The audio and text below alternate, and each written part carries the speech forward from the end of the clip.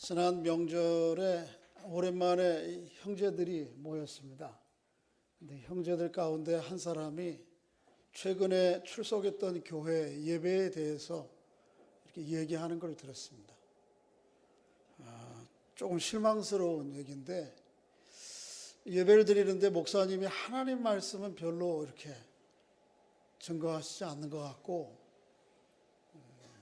외향적 성격, 내향적 성격, 이거를 예배 내내 하시더라는 거예요.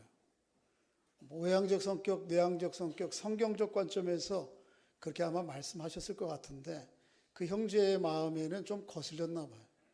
그것보다 더 하나님의 말씀을 좀 듣고 싶었던 모양이죠. 그 얘기를 들으면서 제가 두 가지 생각이 언뜻 지나갔습니다. 하나는, 이 시대의 성도들이 하나님 말씀을 듣기를 원하는구나.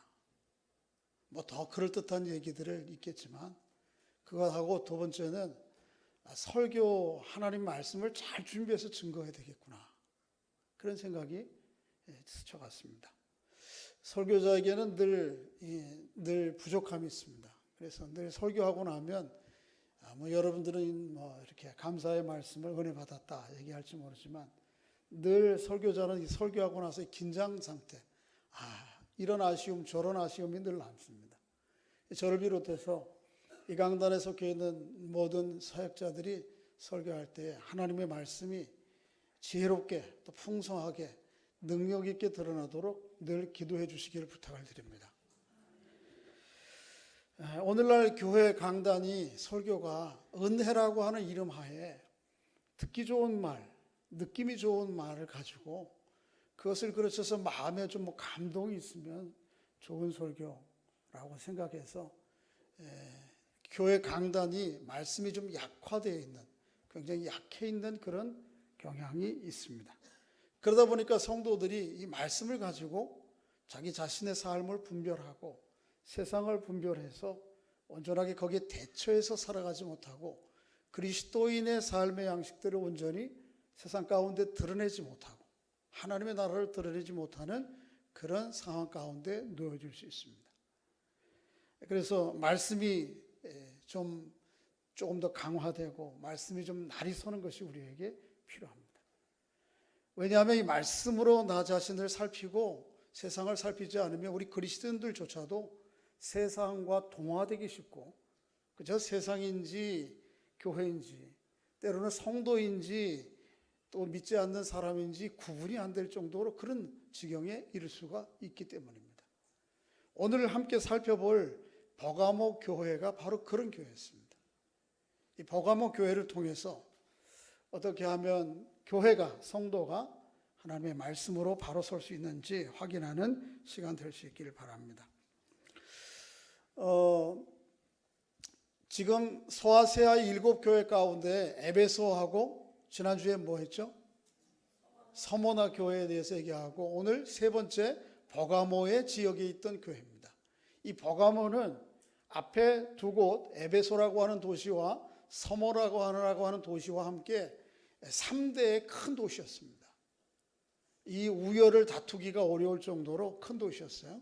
에베소가 경제적인 큰 도시였다 하면 이 버가모는 이 행정적인 큰 도시였습니다. 미국의 경제적 수도는 어디죠? 뉴욕들 다 가보셔서 아시는 거예요. 저는 아직 못 가봐서. 근데 하여튼 못 가봤지만 그렇게 알고 있습니다. 그런가 하면 실제적인 행정적 도시는 어디죠? 워싱턴입니다. 그렇게 알고 있어요, 저도. 워싱턴에 여러 가지 국회, 집무실, 또 대통령, 또 여러 가지 시설들이 있죠. 에베소 교회가 마치 뉴욕이라고 하면, 오늘날의 뉴욕이라면 버가모는 오늘날의 워싱턴과 같은 것입니다. 그래서 이 버가모의 이 소아시아 지역을 총괄하는 로마의 총독부가 거기에 있었습니다. 그리고 이 버가모 도시 전체가 다 로마 황제 시저에게 그 인근의 모든 도시 가운데 가장 먼저 드려진 도시입니다. 그러니까 우리가 버가모의 상황이 어떤지를 익히 알 수 있습니다. 물론 여기에는 앞에서 에베소나 서모나 교회에 있던 여러 종교 문화적 환경들이 유사합니다. 예를 들면 아데미 신전이 거기에도 있었고요. 또 버가모에는 다른 도시에는 없던 독특한 신전이 또 하나 있었습니다. 그게 아스클레오피오스라고 하는 신전이에요. 아스클레피오스라고 하는 신전은 아테네 신의 아폴로 신의 아들인데요. 치료의 신입니다. 치료의 신. 여러분 그 치료의 신의 상징이 뭐냐면 뱀이에요. 뱀이 이렇게 꼬고 있는 거. 엠브런스를 좀 자세히 보시면 엠브런스를 상징하는 그림 중에 아니면 의료시설을 상징하는 그림 중에 거기 뭐가 있어요? 보셨어요? 얘기하니까 그런 것 같아요. 한번 보세요. 엠브로스 지나가시면 보시면 엠브로스를 상징하는 그런 이렇게 그림이 하나 붙어 있는데 거기에 뱀이 이렇게 꼬고 있는 모습들이 있어요. 오늘날도 의료시설과 병원에서 그 상징을 그대로 갖다 쓰는 거예요. 그게 여기 바로 버가모에 있던 신전에 있던 것입니다. 뭐 WTO 아니 WHO World Health Organization 그렇죠? WHO의 상징도 보면 거기 뱀이 있단 말이에요. 그러니까 이 버가모라고 하는 도시는 행정적으로 로마의 영향력이 아주 지대한 것이요. 또 종교적으로 사상적으로 사조적으로도 보면 아데미 신과 그리고 아스클레피오스 신이 이 지배하는 영향력이 큰 그런 도시예요.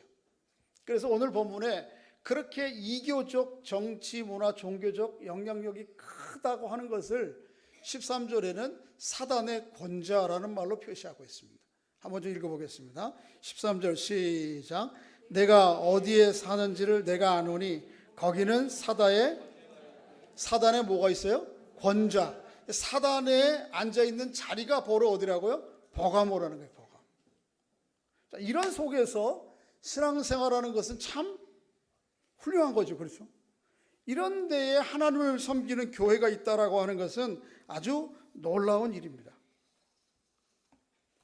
바라기는 어떤 외적인 이교적 상황과 환경 가운데서도 하나님의 교회로서 존재하고 하나님의 교회로서 역할을 감당하는 여러분과 제가 될 수 있기를 주의 이름으로 축복합니다.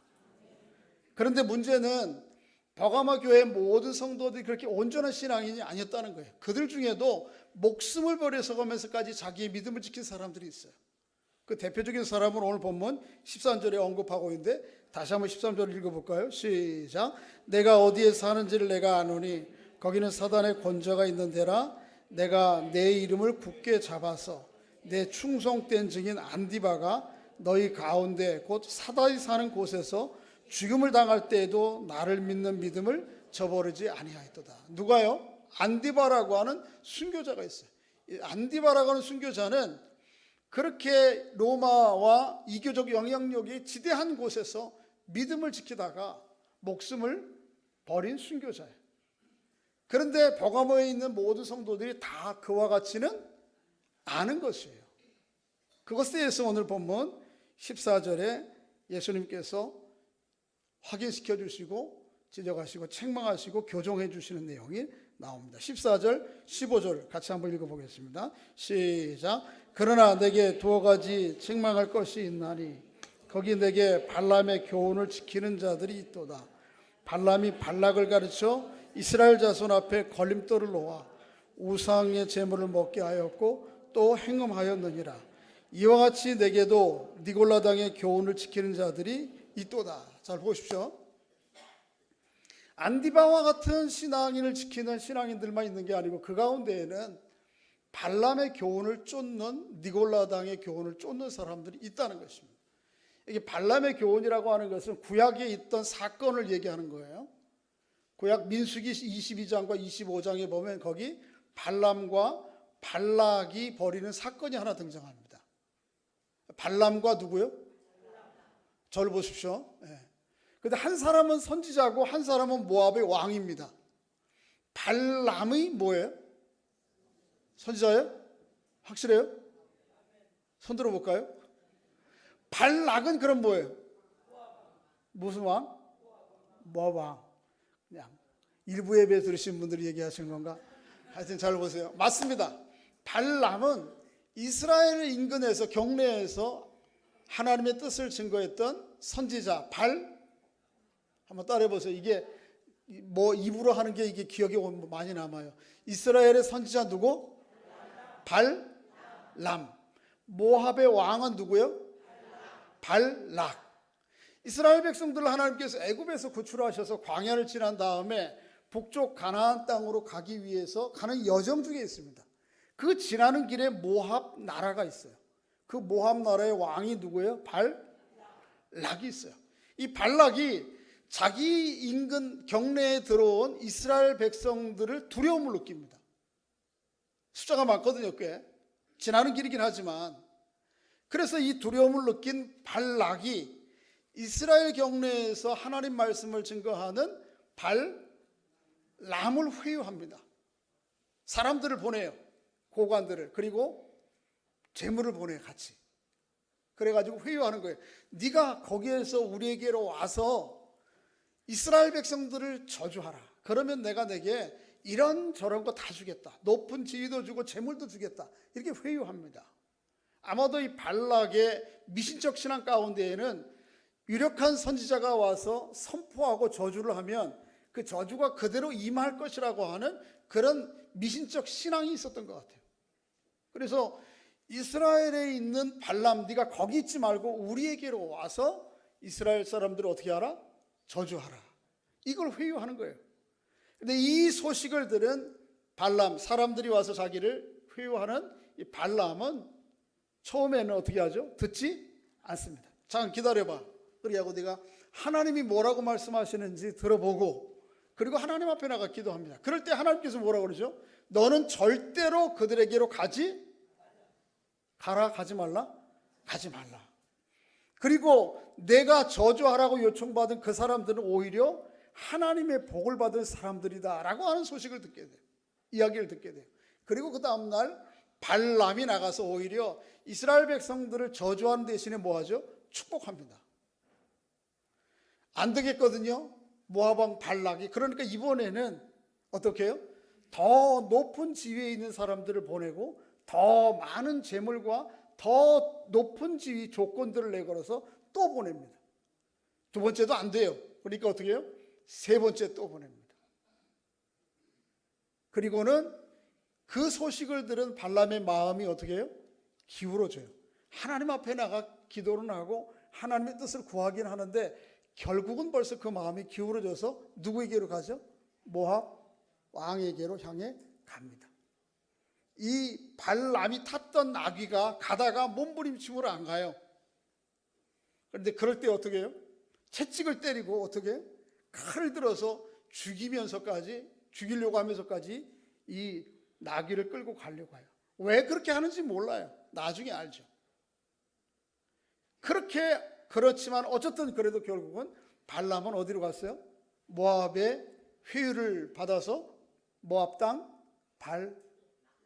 발락이 요청하는 모압 땅으로 갔습니다.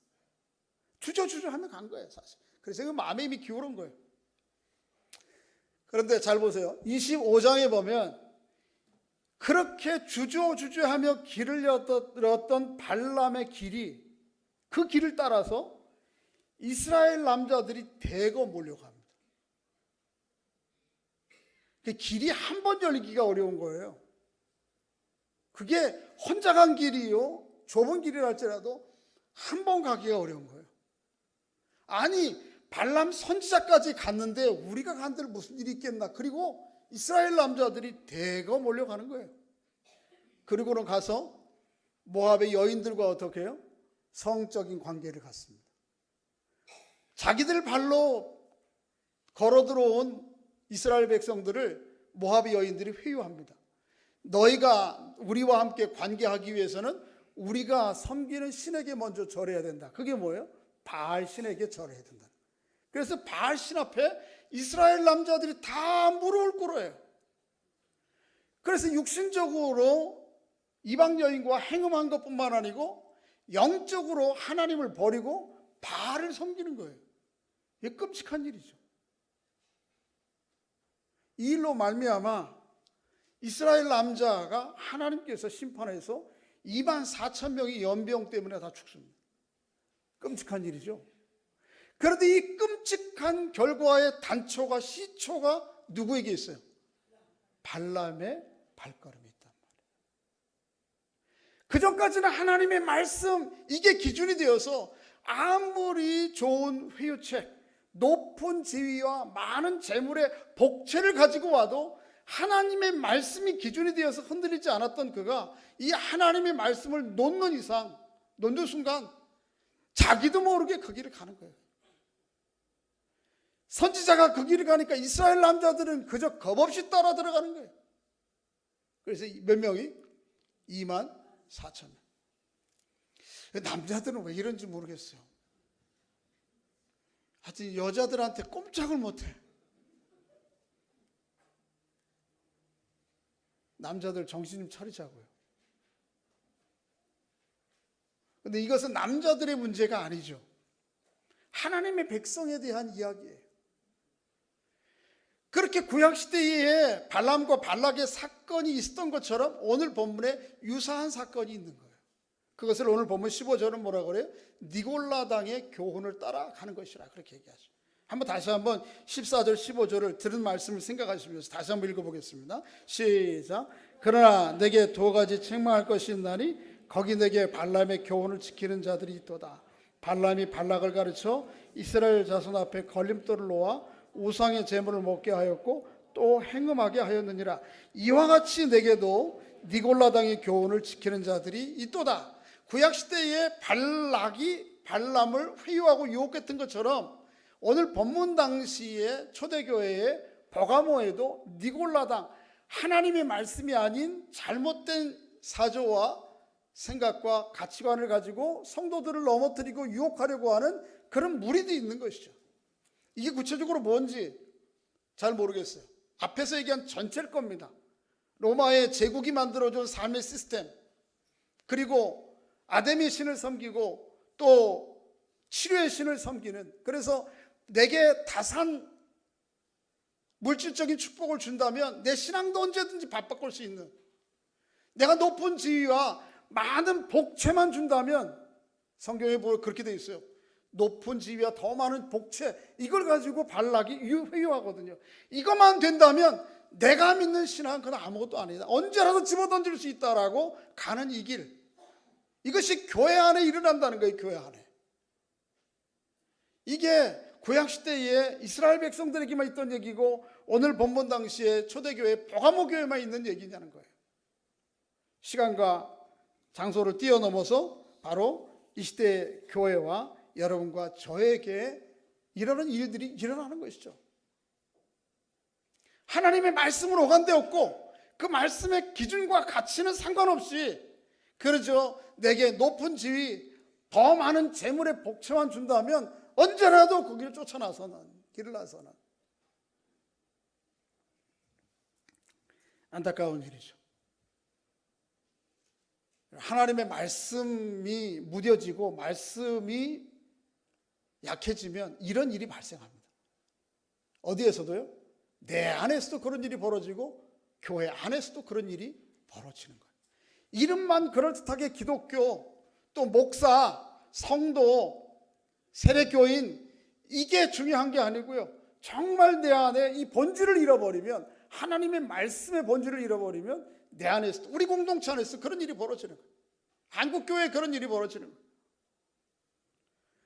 이런 상황 가운데 있는 버가모 교회에 예수 그리스도께서 어떤 모습으로 나타나시는지 한번 보세요. 자, 한번 1절, 12절이죠. 12절 읽어보겠습니다. 시작. 버가모 교회 사자에게 편지하라. 좌우에 날선 검을 가지신 씨가 가라사. 저를 보세요. 7 교회마다 주님이 나타나시는 모습이 조금씩 달라요. 그렇죠? 에베소 교회는 어떤 모습으로 나타났어요? 7 금초대 사이에 거니시는 모습으로 나타났죠. 서머나 교회는 어제도 처음과 마지막 되시는 예수 그리스도의 모습이 나타나고, 오늘 본문에는 어떤 모습으로? 좌우에 날선 뭘 가지셨어요? 검, 양날의 검을 가지신 주님의 모습으로 나타나요. 여기 오늘 16절에 보면, 한번 16절 읽어볼까요? 유사한 말씀이 있는데, 시작. 그러므로 회개하라. 그렇지 아니하면 내가 내게 속히 가서 내 입의 검으로 그들과, 또 검을 가지셨을 뿐만 아니고 회개하지 않는 교회와 성도들에게 하나님께서 입에 뭐를 넣어요? 검이 막 나와. 검. 이게 무슨 뭐 만화 영화예요? 입에서 막 칼들이 척척척 나와가지고 이게 뭐를 의미하는지. 그래서 일곱 교회에 나타난 각각의 모습이 주님이 그 교회마다 주시려고 하는 메시지를 아주 한 장의 그림으로 보여주고 있는 거예요. 예수님께서 여러 말로서 설득하고 경고하고 책망하시는 것뿐만 아니고 자신의 모습 한 장면을 통해서 너희들이 신경 쓰고 집중하고 붙들어야 될 것은 이거야 라고 말씀하신 거죠. 때로는요, 여러 많은 설득과 논리와 주장보다도 한 장의 그림이 더 강력하게 우리에게 각인될 수가 있어요. 그렇죠? 제 얘기해서 좀 죄송합니다만은 제가 20대 초반에 한 번은요, 친한 친구 누님이 결혼식을 한다고 그래요. 그래서 좀 도와줘야 되겠고 해서 일찍 결혼식을 나서서 찾아갔습니다. 결혼식장을 광화문에서 나서서 거기 광화문을 지나서 우측으로 안국동 쪽으로 가면 옛날에 한국일보사가 있어. 지금은 다른 건물이 있는데 그 한국일보사 사옥에서 결혼식을 하는 거예요. 그래서 광화문에서 차를 타고 버스를 내리고 좀 일찍 이른 시간에 그 방향을 향해서 가고 있는데 저 앞에 가시는 어르신이 한 분이 계시는데 많이 나시고요. 혹시? 그리고 좀 더 가까이 가보니까 맞아요. 누굴까요? 우리 제 아버지예요. 그 아버지가 그 앞에 가고 계셔. 광화문에 이 서울 한복판에 돌 던지면 김씨라고 그러긴 한데 홍씨는 그렇게 흔하지 않거든요. 근데 거기 왜 오셔? 혹 서울 오시면 저한테 무슨 일로 서울 갔다가 너는 못 보고 오겠다라든지 아니면 집에 잠깐 들리겠다라든지 기별도 없고 그냥 오시는데 보니까 쫓아가 보니까 아버님 아니 웬일이세요? 그랬더니 아니 무슨 웬일이라니 이 사람아, 당신 자네 그 친구 누구 누나 결혼식이라며 그 청첩장을 보내와서 그래서 내가 그 축하 안 해줄 수 있나 그래요. 그래서 오는 길이라고 그러는 거예요. 근데 종종 그 사건이 지나고 난 다음에 제 마음 가운데 그 아버지의 앞모습도 아니고 그 뒷모습이 마음에 남아있어요. 뒷모습이 남아가지고 종종 그 뒷모습이 저에게 많은 이야기들을 합니다. 아버지가 나를 얼마나 배려하시고 사랑하시는가. 뭐 제 친구의 누님의 결혼식인데 혹 연락을 받았으면 못 갈 수도 있는데 그거를 마다하지 않고 시골에서 올라오셔. 그거는 누구에 대한 배려예요? 사실은 저에 대한 배려이고 사랑의 마음. 제 그 장면이 남아가지고 종종 아버지를 생각할 때마다 아버님이 나에게 이렇게 나를 생각하시는구나. 한 장면이 때로는 수많은 스토리와 이야기들보다 더 강력하게 각인되는 거죠. 오늘 본문의 말씀이 그런 거예요. 주님께서 여러분과 저에게 이 아침에 어떤 모습으로 나타나시는가 하면 좌우에 날선 뭘 가지신? 검을 가지신 주님으로 나타나셨다. 이 얘기는 뭐냐 하면 오늘날 여러분과 저 이 시대의 교회가 회복해야 될 것이 이 바로 주님이 드신 좌우에 날선 검에 달렸다는 것입니다. 이게 뭔지를 알면 되는 거예요. 뭘까요? 좌우에 날선 검, 16절에는 주님의 입에서 나오는 검. 이게 뭘까요? 아실 것 같아요. 두 군데 성경 말씀을 확인해 보면 에베소서 6장 11절부터 17절 이하에 보면 이런 말씀이 있습니다. 영적인 전쟁을 비유적으로 표현해요. 마귀의 관계를 등이 대적하기 위하여 하나님의 전신갑주를 입으라. 하나님의 전신갑주를 입는 것 중에 첫째는 진리로 너희 허리띠를 띠라. 그리고는 평안의 복음을 준비하라. 쭉 얘기를 하시다가 17절에 보면 그런 말씀이 있습니다. 따라해 보겠습니다. 구원의 투구와 성령의 검, 곧 하나님의 말씀을 가지라. 다시 한번 따라해 보겠습니다. 성령의 검, 하나님의 말씀을 가지라. 그러니까 예수님께서 여기 말씀하시는 좌우의 날선 검은 뭐예요? 성령의 검인 하나님의 말씀을 얘기하는 거예요. 히브리서 4장 12절부터 13절 말씀, 유사한 말씀이 있어요. 하나님의 말씀이 살아있고 활력이 있어 좌우에 어떤 날이 선 검보다 예리하다. 여기 시보리서 4장에는 보다 오늘 본문과 더 직접적이에요. 하나님의 말씀은 좌우에 날이 선 어떤 검보다 예리한 거예요. 그래서 그 하나님의 말씀으로 내 마음과 생각과 뜻이 드러나요. 뿐만 아니고 세상을 그 하나님 말씀이 비추어요. 그래서 내가 이 길을 가야 되는지 안 가야 되는지, 발람이 처음에는 그렇게 하나님 말씀을 붙들고 말씀으로 자기의 길을 비추어 봤어요. 그런데 언젠가 이 말씀을 놓기 시작하니까 대신 뭐가 그 마음을 지배하는 거예요? 더 높은 지위와 더 남은 재물의 복채가 여기 들어앉아 있는 거예요. 그 순간 어떻게 해요? 그 길을 가는 거죠. 하나님의 말씀이 우리 안에 들어있지 않으면 이런 일이 벌어져요. 이거 발람에게만 일어나는 것이 아니고 오늘 본문 당시에 버가모 교회의 니골라 당의 얘기만 아니고 우리에게도 일어나는 일이에요. 우리에게. 이 하나님의 말씀으로 무장하고 말씀으로 나와 세상을 분별해 살아가는 여러분과 제가 될 수 있기를 주의 이름으로 축복합니다. 이 하나님의 말씀을 놓치게 되면요, 우리 안에 온갖 것들이 다 지배해요. 발람이 하나님 말씀 놓치자 그 안에 더 높은 지위, 더 많은 재물의 뭐가? 복채가. 뭐가요? 복채가 여기 지배했다. 성경 말씀이 그대로 있어요. 한번 읽어보세요. 민수기 22장부터 25장까지 오늘 집에 가서 한번 읽어보세요. 잘 보십시오. 오늘날 똑같아요. 믿음의 성도들과 교회의 이 하나님의 말씀이 약화되면 그 마음 가운데에 이런 세속적인 것들이 마음을 지배해요. 더 높은 지위, 더 많은 재물의 복채가 여기를 지배한다는 거예요. 그리고 그것을 따라가요.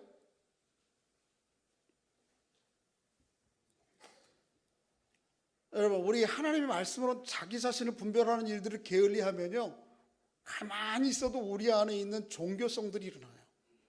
종교심. 이 종교심과 종교성은 우리 예수 믿는 사람들에게만 있는 게 아니에요. 사람이면 누구에게나 그런 종교심이 있어요. 그래서 우리만 아니어도 세상의 모든 지역에 있는 사람들 안에 다 그런 종교심들이 있어요. 그런데 그 종교심들은 대부분 다 하나님이 원래 의도하고 창조하셨던 종교심들이 아닌 죄에 의해서 오염되고 망가진 종교심들이에요. 그래서 그 종교심을 따라 살면 사람이 하나님 보시기에 온전한 사람이 되는 게 아니고 오히려 어떻게 해요? 하나님과 점점점 멀어져요. 이 종교심, 왜곡된 종교심은 계속해서 내 안에 뭐를 부추기냐 하면 더 높은 지위, 더 많은 재물만 자꾸 강조시켜요.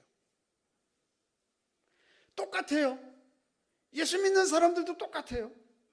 교회에 나오고 여기 와서 신앙생활을 똑같이 해도 하나님의 말씀이 우리 안에 살아있지 않으면 여전히 우리 안에 있는 세속적인 종교심, 종교성들만 일어나요.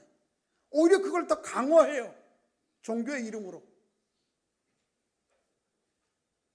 차라리 어떻게 보면 말이에요, 신앙생활 안 하고 그저 세속적인 관점으로 사는 사람들이 욕심도 없이 살 수 있어요. 이 하나님의 말씀의 가치와 방향이 우리 안에 없게 되면 오히려 잘못된 종교심들이 우리를 강화시켜서 오히려 예수 믿는 사람들이 더 세속적인 욕심과 야망에 들끓는 사람들이 될 수 있는 거예요. 어쩌면은 저기 봉천동 이 길거리를 가다 보면 사거리 가기 전에 왼쪽에 거기 옛날 집들 몇 개 있는데 거기 우리 직원들이 가끔 밥 먹으러 가는 밥집인데 그 근처에 가보면은 막 빨간 줄, 노란 줄, 뭐 하얀 줄 이런 게 많아. 제가 전에 살던 신림 6동에 거기 판자촌 거기에도 가보면 이런 것들이 많이 들어있어요. 사람들이 거기 많이 들어들어요. 뭐 때문에? 자기 안에 있는 종교심들을 확인해보고 그거를 조금 더 강화하고 그 안에 있는 것들을 실제적으로 누리기 위해서. 그런데 그 다 목적이 뭐예요? 다 목적이 사실은 결국은 나보다 더 높고 더 많은 복채예요. 복채. 예수 믿는 사람들도 똑같다니까요. 그럴 수 있다니까. 하나님의 말씀이 무엇인지 이 말씀의 가치와 기준이 어디에 있는지, 어떤 방향인지, 어떤 목적인지 모르면 시간이 가면 갈수록 내 안에 있는 그 왜곡되고 오염된 종교심들만 점점점 더 강해져요. 결국은 이름은 기독교예요. 이름은 부르짖는 신이 하나님이지만 결국은 자기 배 채우는 거야. 히브리서에 있는 말씀대로 경건을 자기의 이익의 도구로 수단화하고 그런 일들만 자꾸 쌓여져요. 한번 좀 확인해 봐야 돼요.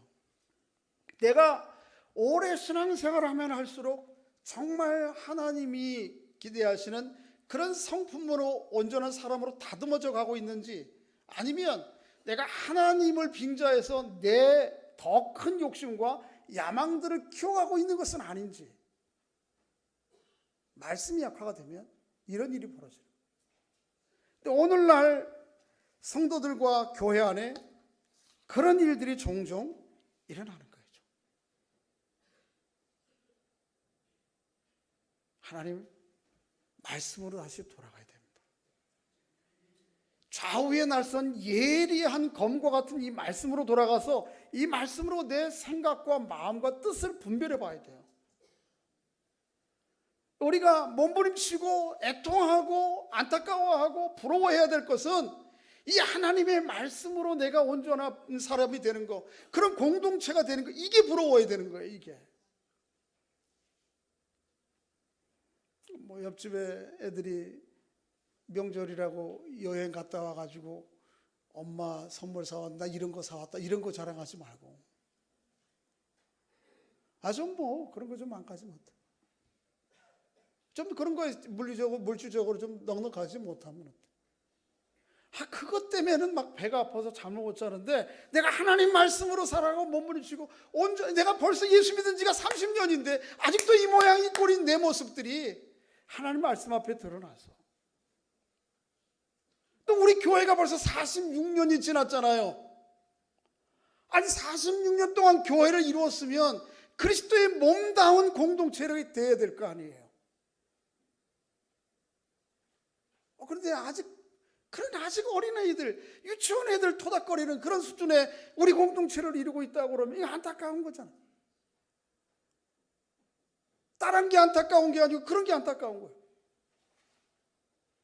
저는 우리 모두 다 그래야 돼요. 큰 숫자 많은 교회, 그게 절대로 부럽지 않아요. 주차장 넓은 교회, 주차장 때문에 하여튼 고민이에요. 그래서 어느 교회는 뭐 우리 교단 안에도 큰 교회인데, 저 김포에 옛날 선교사님이 들어오셔가지고 교회 부지를 아주 크게 잡으시고, 또 본인 주변 사람들이 기부해가지고 차가 뭐 수백 대 들어간대. 그런 장소가 있대. 그러면 부럽긴 해 조금. 근데 그런 게 별로 부러운 거 아니에요. 얼마나 재정이 많으냐, 숫자가 많으냐, 주차장이 넓으냐, 좋은 시설이, 그게 부러운 거 아니에요. 저 그런 거 안 부러워요. 정말 부러운 거 하나 있는데, 개척교회 시작했는데, 제가 내일도 하나님 나라 복음 네트워크에 거기 공동체 목사님들 모여서 함께 기도하고 또 교회를 연구하고 어떻게 하면 조금 더 잘 교회를 섬길까 고민하는 모임들이 가는데, 그 모임 갔는데 한 40명 50명 모이기 시작한 교회인데, 이야 참 부러워요. 뭐가 부러운가 하면 아직 교회도 없어. 교회 당도 없어. 새들어 살고 어느 학교 빌려가지고 하는데, 그 공동체가 참 정말 하나님의 교회 공동체야. 그리스도의 사랑으로 용납하고 기다리고, 어렵고 힘든 일이 있으면 쫓아가서 헌신하고, 내 휴가를 내어서 형제가 병원 가는 거 돌봐주고, 내가 경제적으로 그렇게 여유가 없지만 그래도 그 목장 모임 안에서 작은 재정적인 도움을 가지고 도와주고, 미숙하고 뭐 거기에 뭐 이제 예수 오래 믿은 사람도 있고 나중에 믿은 사람도 있으니까 미숙한 지체들이 그걸 용납하고 품어주고, 그 참 교회다운 교회, 하나님의 교회다운 교회 되는 모습을 몸부림치고 힘쓰는 거 보면 그게 저는 부러워요. 그게 하나님의 말씀이 그 안에, 그 공동체 안에 살아있고 역사하는 그 모습이 보면 부러운 거지, 다른 거 하나도 안 부러워요. 우리 한국 교회가 이 가치를 가지고, 이 하나님의 말씀의 가치를 가지고 제대로 방향을 잡아가지 않으면 교회라는 이름으로 여전히 발람이 갔던 그 복채 구하며 간다니까요.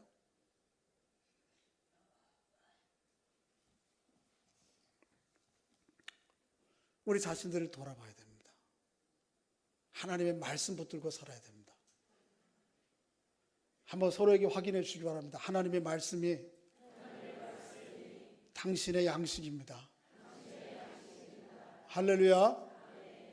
저는 어머니가 그랬대요. 옛날에 저 낳았을 때 젖을 골아가지고 끼니를 못 거는데, 저는 끼니 하나 걸으려면 손이 덜덜덜덜 떨려요.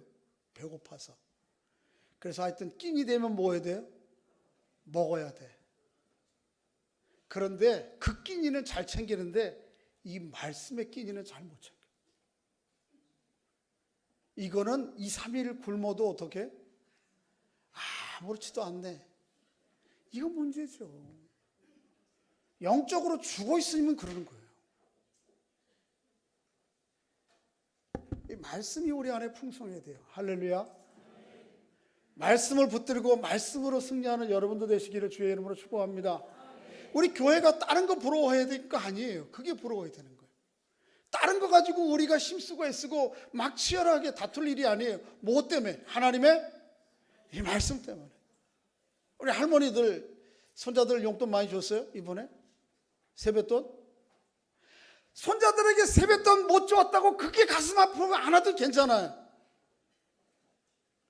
근데 뭐가 가슴 아파야 되느냐 하면, 자녀들이, 손자들이 와가지고 우리 어머니, 우리 아버지 보고 참 하나님의 사람다운 모습 못 본 것 때문에 우리가 안타까워야 돼요.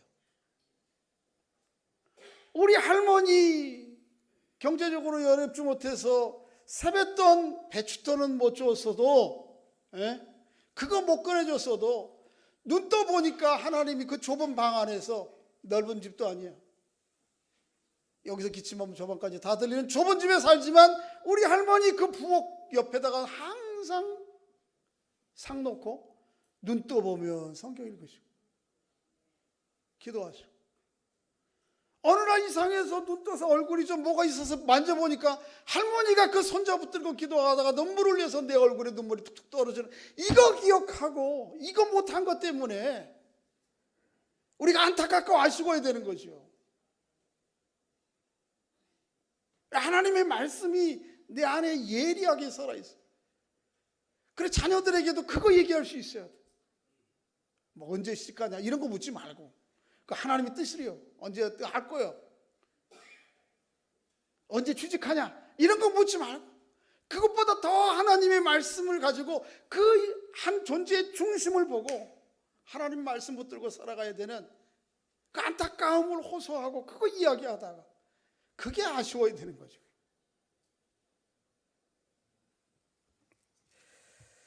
말씀 맺겠습니다.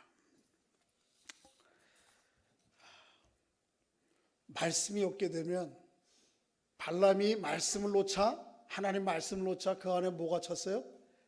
복채만이 가득 찬 거예요. 똑같아.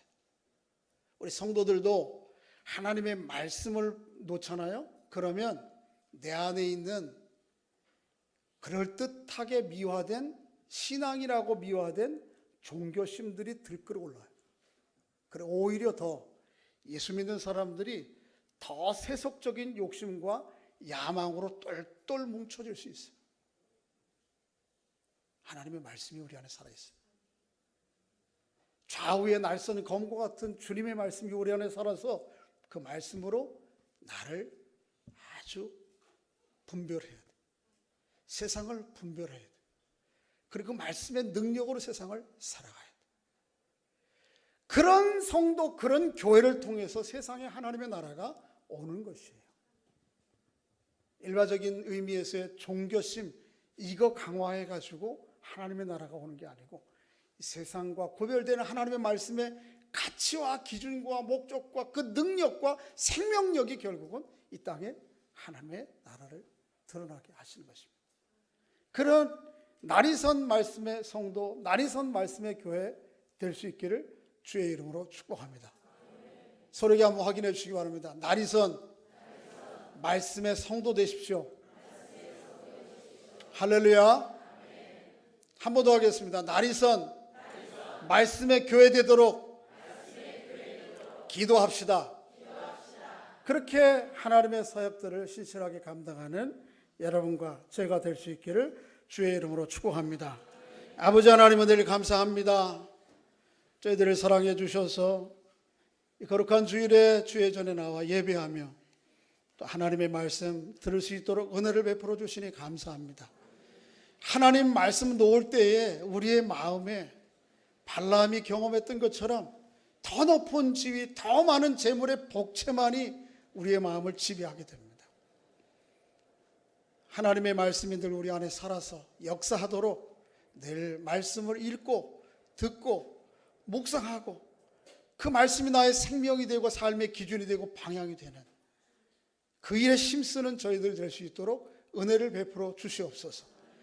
그래서 이 말씀이 살아있는 교회, 말씀이 살아있는 성도 되어 이 땅에 하나님의 나라를 드러내는 온전한 도구 되는 우리 교회 성도들 될 수 있도록 주님 역사해 주옵소서. 예수님의 이름으로 기도하옵나이다. 아멘.